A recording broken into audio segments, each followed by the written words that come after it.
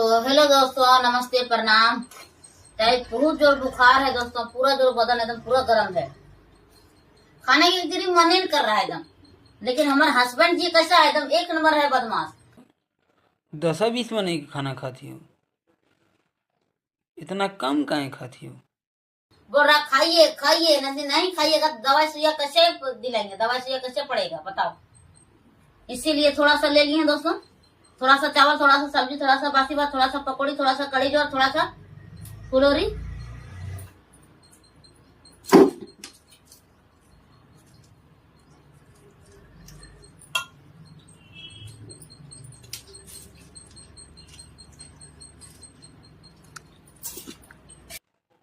भरत तो मुझे मालूम नहीं, वो तो भरसाएं है।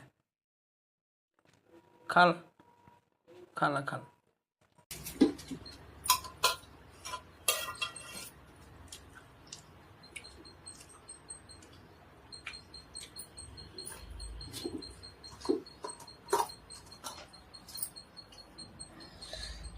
हम्म